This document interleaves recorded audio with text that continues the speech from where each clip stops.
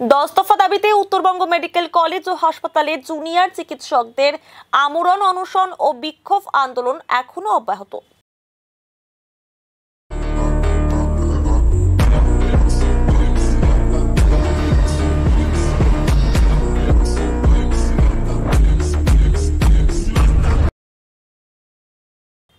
গত রবিবার থেকে উত্তরবঙ্গ মেডিকেল কলেজ ও হাসপাতালে জুনিয়র চিকিৎসকেরা অনশন বিক্ষোভ কর্মসূচি শুরু করেছে। এরপর সোমবার থেকে আমরণ অনশনে বসেন দুইজন জুনিয়র চিকিৎসক, সৌভিক ব্যানার্জি ও অলোক কুমার ভার্মা। আজ তাদের সঙ্গে প্রতীকী অনশনে যোগ দিলেন উত্তরবঙ্গ মেডিকেল কলেজের দুই প্রাক্তনী ডক্টর রাজবর্মন ও ডক্টর সুশ্রী সঙ্গীতা জানা। অনশন বিক্ষোভ কর্মসূচি চললেও রোগী পরিষেবা স্বাভাবিক রাখতে কাজ করছেন অন্যান্য জুনিয়র চিকিৎসকেরা।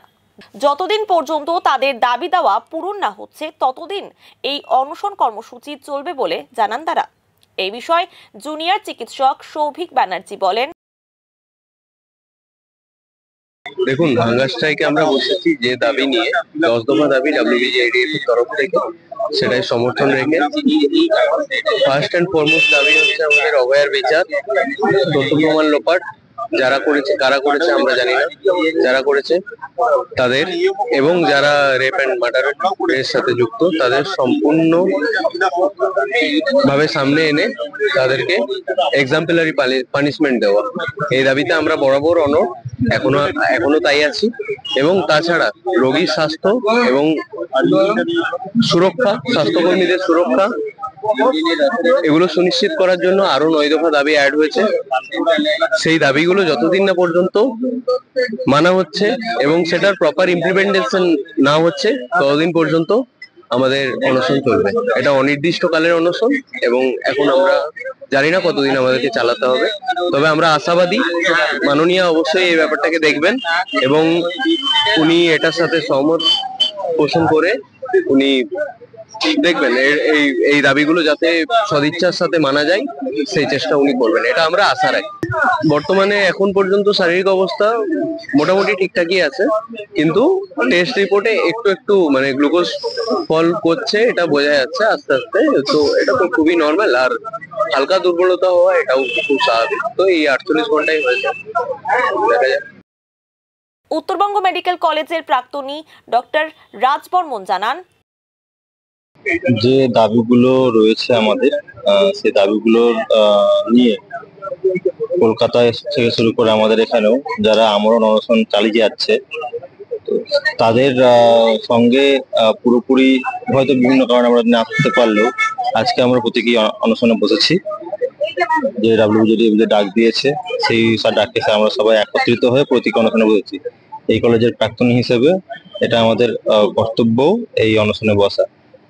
এবং সাধারণ মানুষের কাছেও আমার একটা আবেদন থাকবে যে যেভাবে আপনারা পুজোতে আপনার উৎসবে যাচ্ছেন, সঙ্গে এই যে একটা আলাদা যে উৎসবের মতো বলা চলে, যে মানুষের বিবেক জেগে গেছে, চেতনা জেগে গেছে এবং বাংলার স্বাস্থ্য ব্যবস্থার যে বেহাল দশা সেটা ফিরিয়ে আনার জন্য এবং অভয়ার বিচার, এই দুটোর দাবিতে যে আমরা লড়াই করে যাচ্ছি, এই লড়াইয়ে আমাদের সঙ্গে থাকে, যেভাবে থেকে গেছে এভাবেই যেন আমাদের সঙ্গে থেকে যায়। আমাদের যে আন্দোলনের ফর্ম ছিল সিজ ওয়ার্ক, সেখান থেকে কিন্তু আমরা 2 মাস ব্যাপী যে সিজ ওয়ার্ক চললো এবং সাধারণ মানুষ যেভাবে পাশে এসে দাঁড়িয়েছেন, সেই জন্য তাদেরকে আমরা প্রথমেই একটা কুর্নিশ জানাই এবং তারপরে আমরা 2 মাস পর কিন্তু আমরা সিজ ওয়ার্ক তুলেছি সাধারণ মানুষের কথা ভেবে। এবং সাধারণ মানুষ যে পাশে আছেন এটা কিন্তু তার একটা প্রতীক। আমরা যারা সিজ ওয়ার্ক করছিলাম আজকে তারা কাজে ফিরেছি আমরা, এবং যোগীরা সঠিকভাবে কোনো খামতি থাকছে না। এবং যেই প্রশ্নগুলো উঠেছে যে ইনফ্রাস্ট্রাকচার থেকে শুরু করে, এগুলো কিন্তু সরকারের দেখার দায়িত্ব। সরকার কিন্তু এটা জুনিয়র ডাক্তারদের উপর দায় ছেড়ে সেটা দায় সারতে পারে না, সেটা কিন্তু সরকারের দায়িত্ব। এবং আমরা দেখছি যে উত্তরবঙ্গ মেডিকেল কলেজে আজকে গত পরশুদিন থেকে প্রতীকী অনশন ছিল এবং তারপর থেকে অনশন শুরু হয়েছে এবং সেখানে 2 জন কন্টিনিউ করছেন এবং তার সাথে আজকে 2 জন স্যার তারা যুক্ত হয়েছেন এবং আরো 2 জন আজকে স্টুডেন্ট যারা ছিলেন তারা কিন্তু আজকে আন্দোলনে এই 12 ঘন্টার অনশনে কিন্তু যোগ দিয়েছেন। তো আমরা সাধারণ মানুষকে আহ্বান করছি, আপনারা যদি পুজোর প্যান্ডেলে যান, আপনারা বিভিন্ন জায়গায় দেখবেন যে সেখানে কিন্তু উই ওয়ান্ট জাস্টিস বলে সেখানে কিন্তু সাড়া দিচ্ছে মানুষ।